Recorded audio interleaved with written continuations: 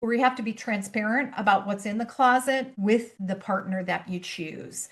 And what you're sweeping under the rug in terms of, political battles or old processes is eventually going to come to light during implementation. And so you want to make sure that while you have things straightened up to sort of like start your process, before you really embark on it, make sure that you look and you weed out and donate and throw away the things that you don't need before you start bringing everybody in for the project start itself.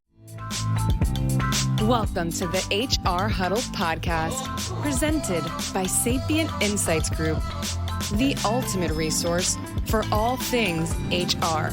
It's time to get in the huddle.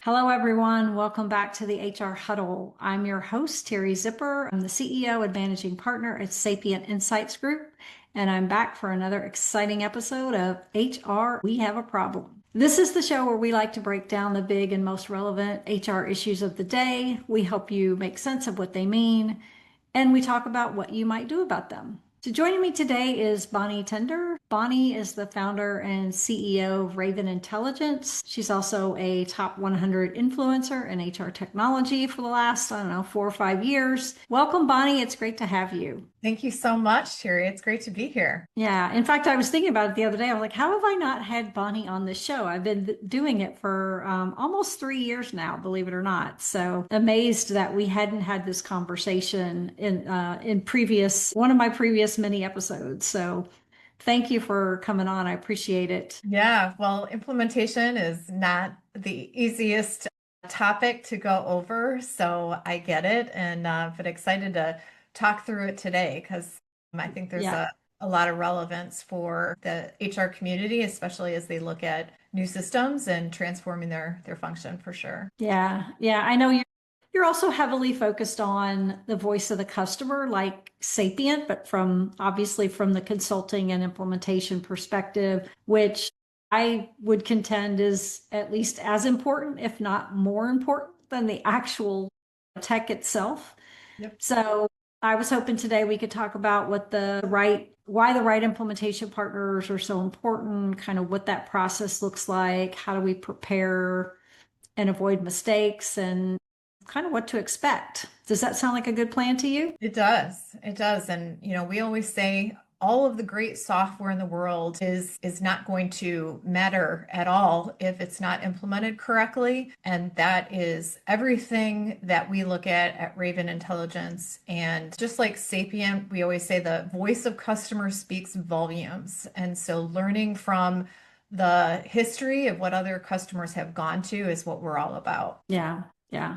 You've got quite a background. I mean, a couple of stints at Ceridian, you've worked for some BPOs, you had some time at Cornerstone, like all sort of this marketing, competitive intel approach. What was the gap that you saw that sort of prompted you to say, I need to do something about this. I need to fill this void? Yeah. Well, I have throughout my career been involved with implementation. I've also worked, though, for software vendors where so much of the focus during customers' journey, at least selecting software, was on evaluating the software itself and sort of shortchanging the idea of the implementation and the partner that's chosen for that aspect of the project. And especially in my time at Cornerstone, where I was before I started Raven, I looked at competitive intelligence and just saw all of the failures that were happening in the world of enterprise software.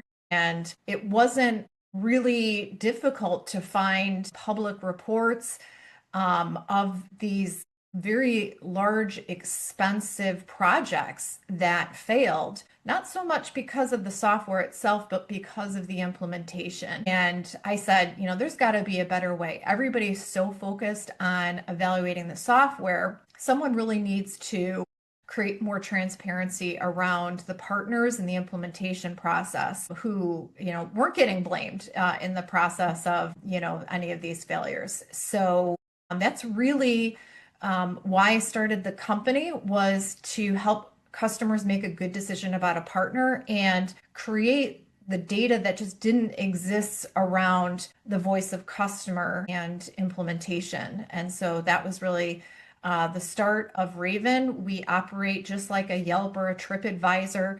On the software side, you have Trust Radius and G2 Crowd and Gartner Peer Insights. I mean, there's a million of these software evaluation sites, but nobody is looking at implementation in the way that Raven does. So yeah, it's as easy for a customer to find a good partner out there as it is to, look at Yelp for a great restaurant. So Yeah, yeah, there's no doubt. And in my younger days, I did some software implementation myself, and we were doing it as the vendor, so which is a little bit different than having somebody else implement another third party's technology. But it was always a challenge, sort of defining what the scope of implementation was and just kind of fully understanding the requirements. And I think that's one of the big things that people miss is they haven't really prepared themselves. Like they think the software is the process. But what do you see as like kind of the biggest misconception of buyers? yeah.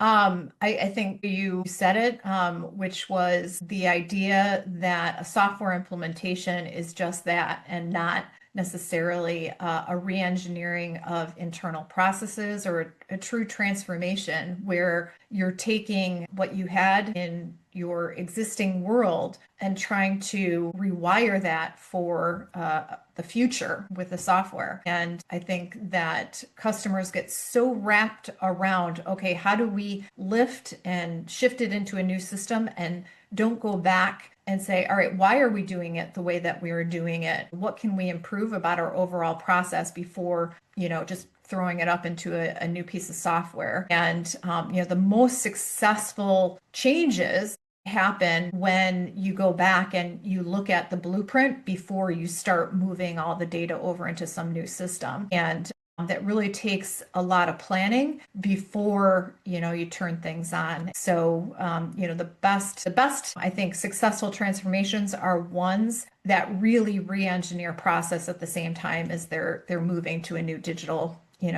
footprint, so to speak. Yeah, yeah. And you kind of have to be doing that before this process starts, right? Because to me, that informs the decision about the tech as well as how you'll go through getting it implemented, right? I mean, it's like planning anything, right? You do the biggest amount of the work happens in the planning process, right? If you do that right, the execution should be easy. Yeah, for sure. It's the planning and it's the people, the team that you have in place, both internally and the team that you hire to help guide you in the process, needs to be your A team. They need to know who's who in the zoo, who's responsible for what does success look like, what's the time to get there, what's the box that you have to work with, because there is no such thing as all the time and the money in the world. Everybody has to work within a finite box and has the resources internally, the cost budgeted, and the time. And if you can't get all of those things working together, all these grand plans won't work. And so it's not just dreaming up a new project, it's dreaming up a new project and creating a reality that will, and a map that's going to get you there on time, on budget, and delivering the value that you expect. Yeah. Yeah. And it's not just enterprise organizations. I mean, even small organizations are implementing new technologies, and having had that experience myself, like if you haven't thought about how you're going to do something, just turning it on, it is not ideal, right? Because re-engineering it later takes a lot more work, at least in my experience. Yeah. And whether you are working with a third party consulting organization and it is a big project, or you are working directly with the vendor themselves and your internal team and you're sort of more DIY, some of these same foundational principles apply. I mean, certainly in a large project that's more expensive, your risk factor is that much higher. On the other hand, as a small organization, some of these ideas of making sure that you have a good project kickoff. Everybody knows what they're doing. You have a very solid statement of work and project plan. Those are just as important in a small, fast implementation as they are in a big, long, lengthy, expensive one. Yeah, yeah. And who, in your experience, like who's kind of typically in charge of this? Like who's leading the implementation side of it? And are you seeing more organizations go out to bid for the systems integrator work? Because, a lot of people just they go out to bid for the tech, they Yeah. get it, and then the implementation is an afterthought, right? Yeah. Or they'll just rely on who their software vendor walks in the door Right. and says, hey, we trust these guys, they'll do a good job for you. And the customer just sort of blindly accepts that and, automatically says, oh, okay, well, SIX is who my vendor, selected for me. So I guess they're part and parcel of this project. So if you're working with a third party, to do the implementation and not your software vendor, know that you do have a choice in that and you have to live with the choice, whether your vendor seemingly makes it for you or you're making your own selection process. You're going to get the best results when you do your homework and make that selection on your own. Again, it doesn't have to be a super lengthy process. You don't want to slow down progress. On the other hand, you don't want to just blindly accept the first SI vendor or SI organization that your partner walks in the door because there's a lot of favoritism and things like that working behind the scenes that aren't necessarily going to ensure that you get the best fit in a partner. And so we recommend that you take an independent look, read reviews about a partner before you choose them. Make sure to talk to their references. Make sure that you're doing and vetting them as part of the process. Is it as lengthy and involved as the software selection? Not always. On the other hand, if you have a very large project that's costing you 1 or 1.5 times the annual license fee of the software vendor, you're going to want to make sure that you really understand what's going to be included, who's going to be doing the work, who's the team that's going to be involved with it, and the timeline. And it's never a good idea, especially with these large implementations, to just look at a single vendor. You want to evaluate several different firms and then, understand who's going to be the best fit for this particular project and the scope of work that I have in front of me. Yeah. And you guys have thousands of reviews. So there's not data out there all over the place, but you guys have it at Raven. And I think, people should look at it and think about where they're going and how they fit together with these vendors. Because you're going to spend a lot more time with that system integrator than you're going to spend with the tech guys. Right. And so that level of culture and sort of the way that you work with these people is going to be critical. Yeah. It's like you're hiring a team that's an extension of your own. And so you want to make sure the dynamic that you have between you and your partner is one that that feels good and works similar to the culture that you have.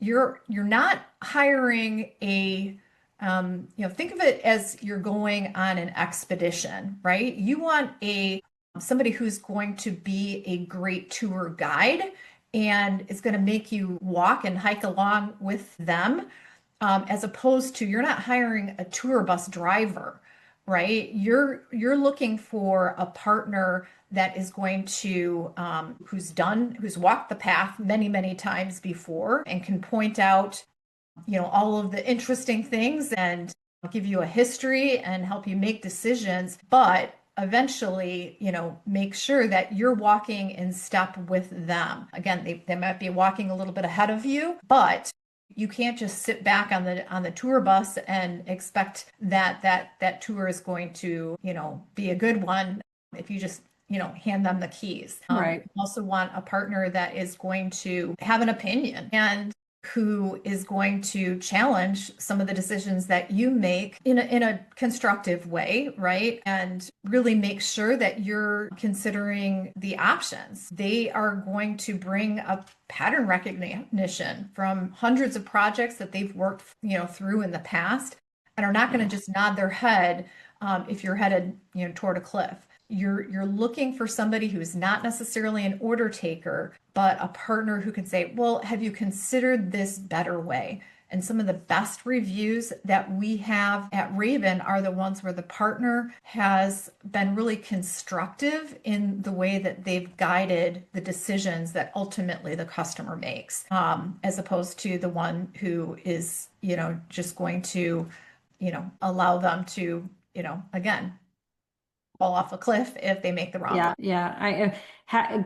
This goes back to my way early days of just sort of my first implementation, watching people work through that and being somebody who, at that time didn't love confrontation. I just would kind of cringe at this, like hearing them push back on the customer. I was like, oh, and customers loved that. Like that was one of the things that made them so endearing to them, was that they did push back, right? They saw themselves as a partner, not a vendor. And that was a great learning experience for me. It was just like seeing that in action, because you had to be able to speak up and tell them, I don't think this is the best path for you, right? Yeah. Or here's what I think we should do. Here's how we fix this problem, Yeah. right? And there's going to be lots of those throughout, no matter how well you plan, there's still going to you're still going to run into challenges that are going to have to be solved, and how those SIs help you solve those problems will obviously have an impact on your success or failure. Yeah. And that's why, they're paid very well for what they do, is that they have the experience to know what works and what doesn't. And they can give you examples of other customers who have potentially made decisions that haven't resulted as well. And yeah, that experience is really important as you go to choose your partner to know.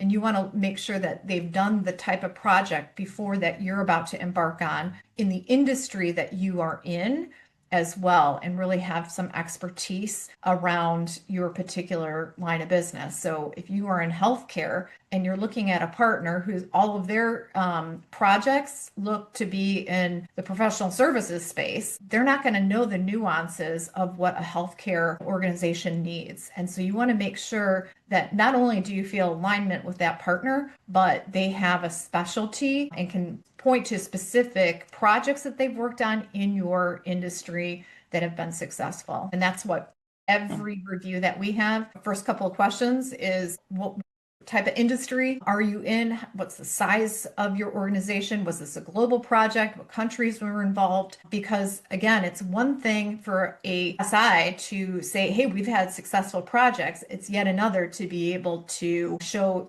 successful projects that are just like yours. And that's what you want to find. Yeah. You mentioned there in that conversation price, and the best SIs are clearly going to, they're not going to be cheap, right?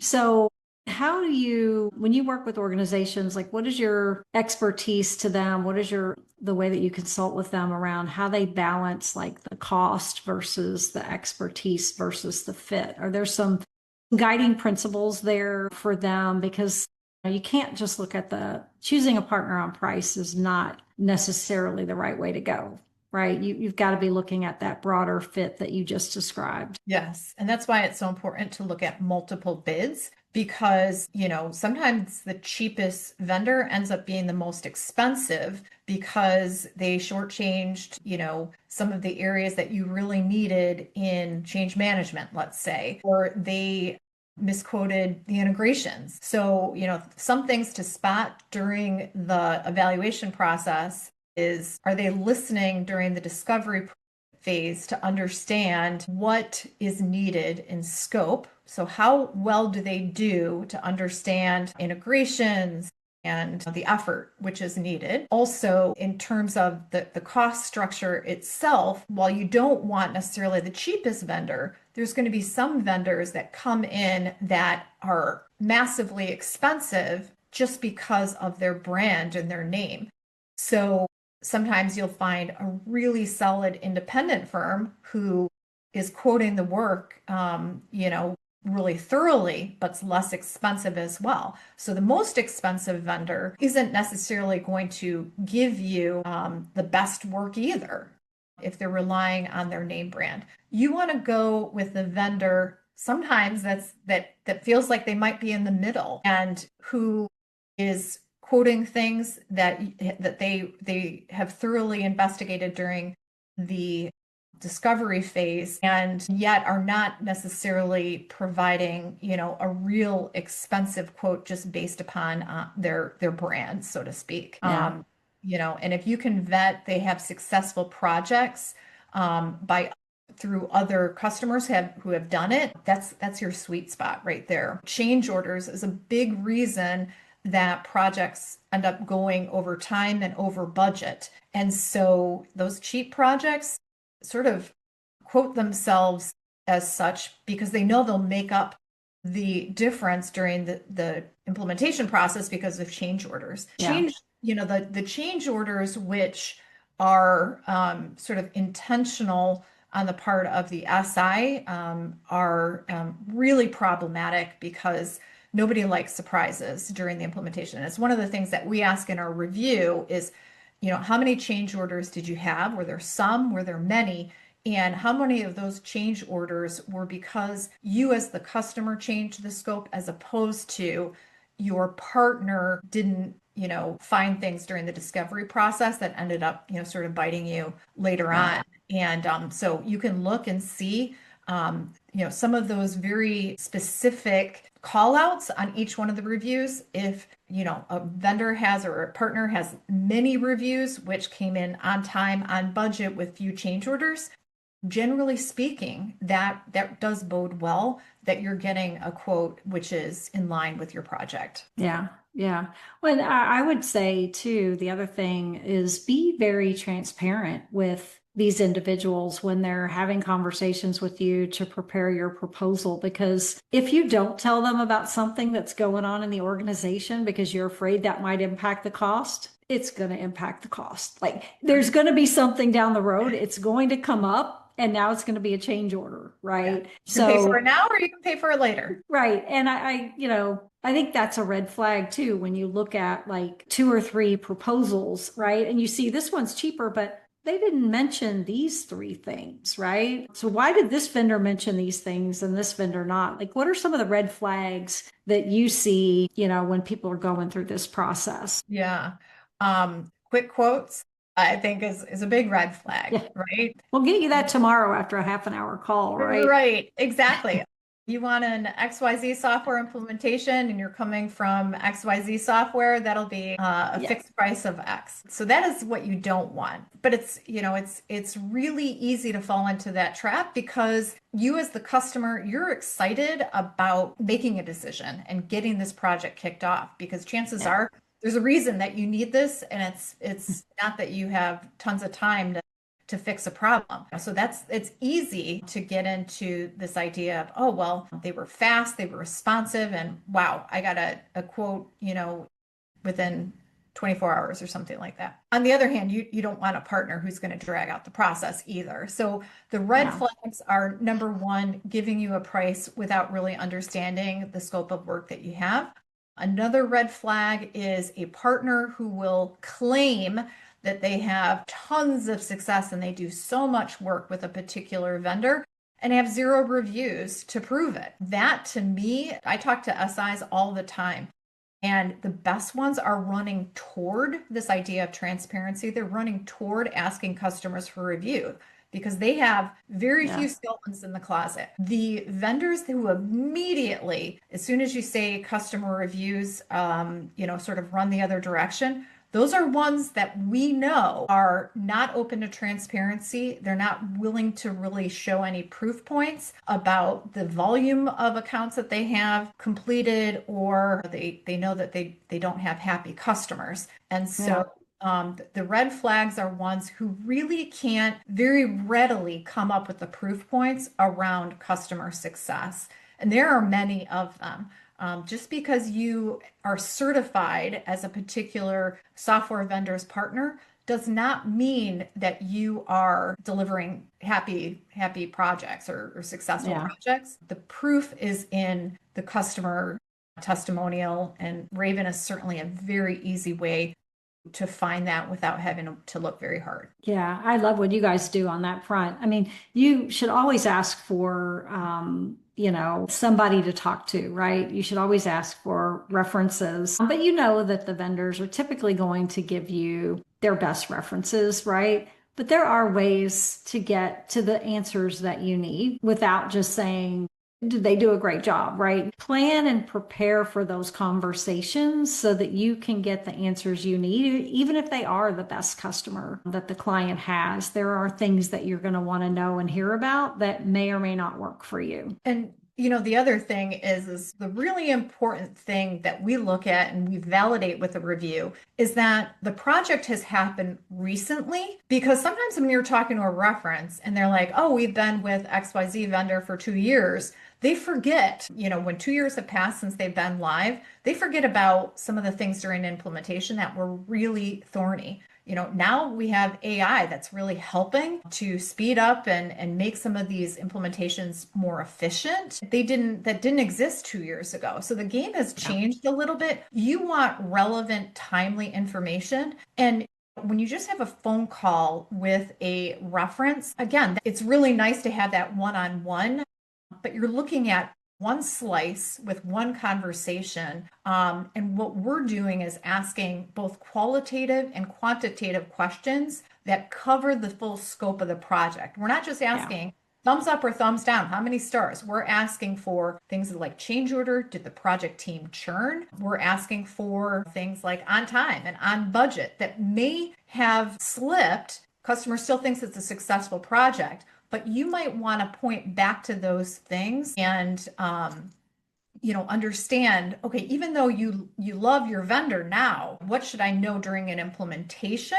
that doesn't necessarily come out during a reference call? And so, you can look back, we can look back at certain things over time and see the trends of a particular SI as opposed to a single reference that you might get during a reference process. So I think it's important to look over a large span of projects. And honestly, that's why I started Raven, was like, I didn't want some vendor to be chosen based upon the last month of work or a single reference. Let's look at what they've done over time, because that's really what you're choosing in the quality of a partner. It's the methodology, it's the consistency that they've had over a number of years.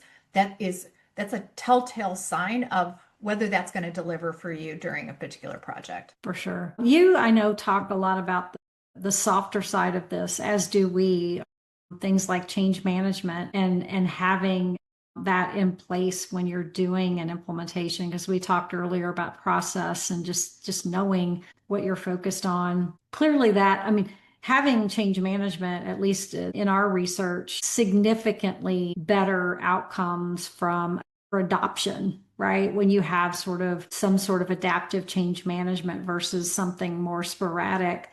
What are you seeing from the adoption perspective? Because that to me is also another telltale, right? Like, it's great you got it implemented, but nobody's using it, right? Yeah, the adoption is huge, especially in the world of AI as well, because if you have nobody adopting the system, then your data isn't being grown over time. And then any AI that you're applying to your system is going to give you, garbage in, garbage out, sort of results. And so it's really important to ensure that the system is being adopted by the stakeholders and the users. And we've seen some firms doing some really interesting things with, AI in this process, having training that is available via video, right? That's created in the language of the end client, right?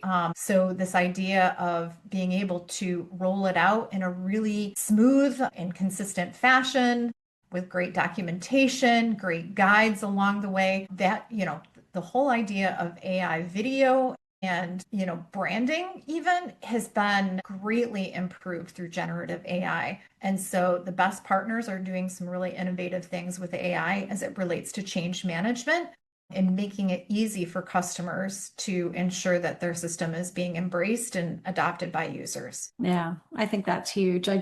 That was one of the things I saw a lot was, and that starts at the beginning, right? Because if you don't change your process and then educate on the process or define your process and then educate on the process, you just implement your old process in new software that doesn't really end up any better than what you had before, right? You're doing the same things just with a different user interface. And I think people underestimate what it takes to move people to technology, whether it's just a different version or a better version or whatever the case might be. You cannot underestimate what it's going to take for people to understand the new process and to embrace it and to use it and to get the, success measures and outcomes that you expected from this tech. And it's simple clarity. And I think that is so important, is to, even from the very kickoff that you have during the implementation, is to make sure that everybody is clear on, number one, why are we doing this project in the first place? And some of those very simple markers of success from the very time that you kick off the implementation with your internal team. And then translating that simple clarity into how you communicate that change to your organization. Sometimes it's the most basic elements that will screw up a project because you didn't have a clear mission, a clear communication vehicle to your end stakeholders about why and when this project is going to come to fruition and what to expect. And if you can create something really clear on your internal team, it's going to be that much easier then to communicate that project mission to, externally to all of your stakeholders are going to be using the product and, or, having to adopt a new process, so to speak. And that is where I think AI is just masterful, because it can really help you brainstorm on what your concepts are and how do I translate something that we're talking about that has, tons of complexity during our internal meetings. How can we then translate that really simply into terms that everybody can understand, from your executive stakeholders to, your end user hourly employees who have about 2 seconds to understand, what you're trying to accomplish. And so using AI and some of the generative tools that are available has been a great aid in this very process of change management. Yeah, I think that's going to be huge. And just having those guiding principles going into this, two things I always thought were critical. One is your sponsor. If you don't have a really dedicated, engaged sponsor, you're going to struggle throughout your project. And then if you don't have those guiding principles that you keep coming back to say, look, I like where you're going with that, but that's not part of the scope for this. It's like that. Let's table that. Let's put that, on the phase 2 list, because if we do that, that's going to derail this project. So having those sort of guiding principles is key to the process. Things that are out of scope are not the enemy, but scope creep is. And, you can look at like these little minor changes along the way, like pebbles in your shoe. You accumulate enough of them and nobody's going to be able to walk. It's going to make things really uncomfortable. And I think it's really important for your project team to know what is in scope. So have every single person on the project team read the statement of work and to know exactly what is part of the project and what would be considered outside of that, and to treat and everybody's going to have an opinion, by the way. And so like what they see as a really important change to have, they're going to be very emotional about, arguing for.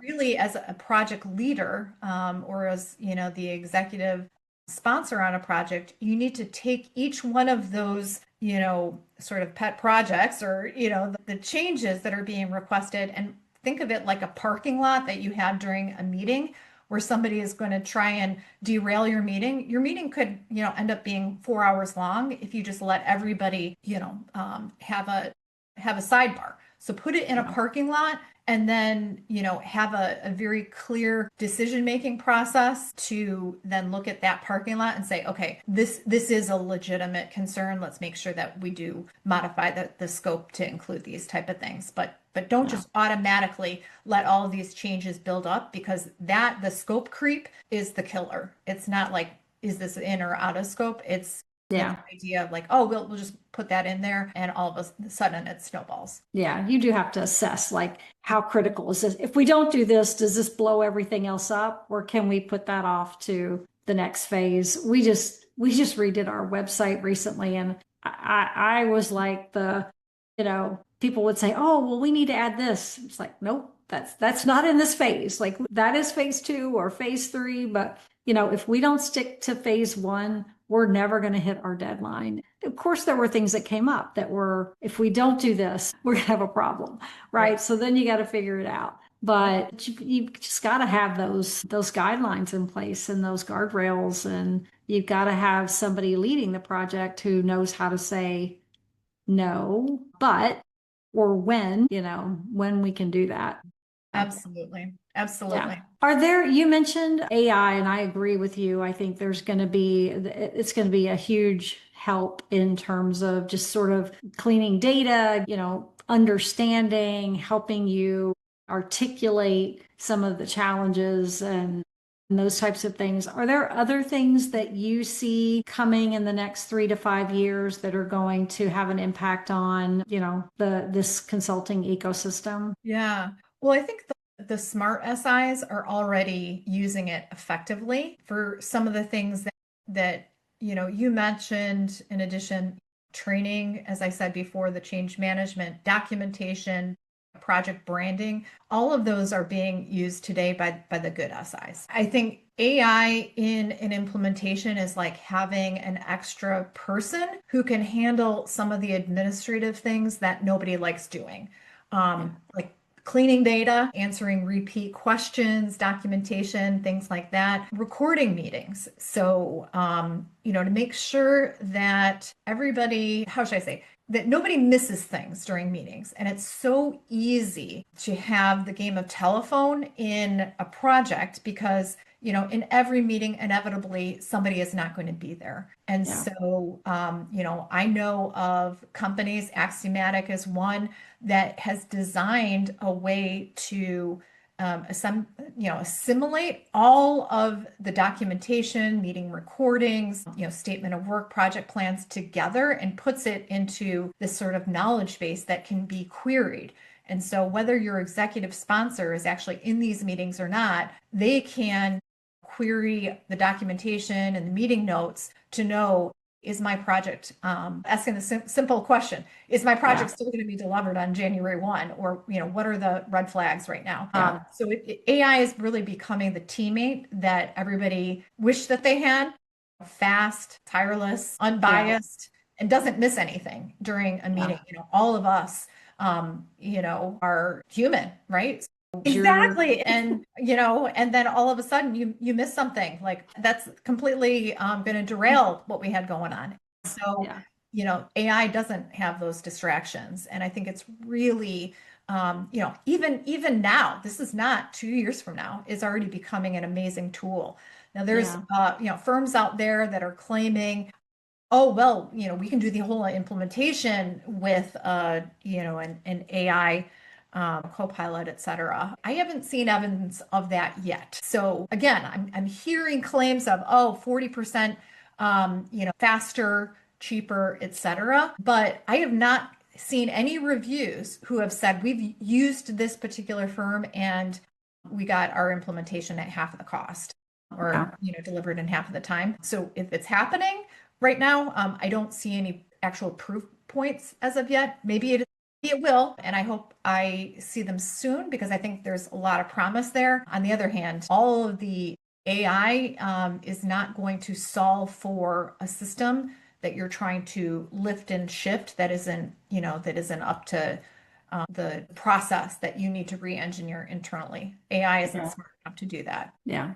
What's new for anything new coming up in Raven's world? Are you guys doing anything new and exciting that people are going to be interested in hearing about? Well, we just released several reports, UKG, Dayforce, SAP Success Factors, that look at all of the partner reviews over the last 12 months and show and showcase all of the partners and the work that they're doing. It's a guide that really helps a customer understand what should I be asking an SI during the evaluation stage.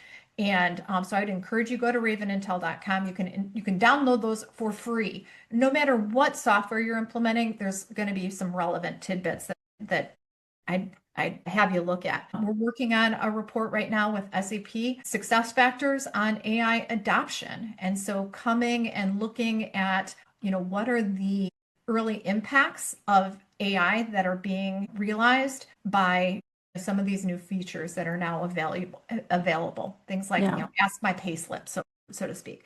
So that'll Yeah. be coming out in January. So excited about that. I'm Cool. going through and doing a lot of customer interviews right now for that quest. So some cool stuff there. I would say just in general, we are looking and focusing on more reporting on whether AI is a part of the process or what the plans of customers are to embed AI in the future, because that's what everybody cares about right now. Many people are starting these projects just so they can get the AI features that are available. So evaluating, okay, so were you able to turn those features on effectively? Did they give you the bang for the buck that you thought they would? Is going to be something that we're now adding to the type of review content that we're producing. That's awesome. Is there any a piece of advice you would leave the audience with today if they're getting ready to embark on a big implementation? Besides, go get some data from your website. Yes, exactly. It's all there. What I would say is you want to start from your end picture first, right? Know what you really want to accomplish and what the business objectives are, and have those very simple ideas of that after picture, not only, ideas, but how are you going to measure success of your project and work backwards from there? Because that's going to help you be much more clear in articulating to any software vendor or any SI partner what you want to accomplish, and create a very clear theme that then you can go and make your evaluation, draw from. And so if you can start with your end picture in mind, that's going to make your selection process much easier and more relevant and less expensive, because you're not going to be relying on expensive consulting hours to tell you what you think that you may or may not want to do. And so you want to again start with the end in mind. The other thing is your house is not going to be in order before you're starting a project like this. It's more like you're going to have company over, and so you're throwing as much as you can in the closets to clean up and make the house look presentable. And that is great for one evening. On the other hand, you have to clean out those closets, or you have to be transparent about what's in the closet with the partner that you choose. And so, what you're sweeping under the rug in terms of, political battles or, old processes is eventually going to come to light, during implementation. And so you want to make sure that while, you have things straightened up to sort of like start your process, before you really embark on it, make sure that you look and you weed out and donate and throw away the things that you don't need before you start bringing everybody in for the project start itself. Because again, you don't want to be paying consulting rates to help you clean out a closet you might have been able to do on your own. Yeah. No, that's great advice. Well, thank you so much, Bonnie. This has been great. I really appreciate you joining me today. And I know they can find you at Raven Intelligence. Anywhere else they should look for you on, I guess, on LinkedIn and Yeah, absolutely. LinkedIn is where I post I try and be really regular out there in terms of news, updates, events that I attend and things like that, or just ideas that I have. So, you can find me on LinkedIn, and I manage a group that has 40,000 members. It's the, Global Workday, SAP, UKG, Dayforce, HCM peer discussion group. And so that's another great place for data as well. So you join that group because I'm posting a Awesome. ton of stuff out there as well. Fabulous. Well, thank you again. I also want to thank our producers, the Brand Method Media Group. I want to thank our marketing team, and I want to thank you for tuning in. Also, the annual HR System Survey report is out there, so go check it out. Go to the Sapient Insights Group website, and you can check out all the HR systems survey data, who's at the top thing. Also, be sure to listen to Stacy and Cliff next week while they spill the tea on HR tech. That is all the time we have for this episode of HR We Have a Problem. If you enjoyed the episode, you can subscribe to it on your favorite podcast app. Leave us a review or drop us a line on the website. We'd love to hear about the topics that you want us to talk about on this show. We will be back in 2 weeks with another episode of HR We Have a Problem. Thanks, everybody.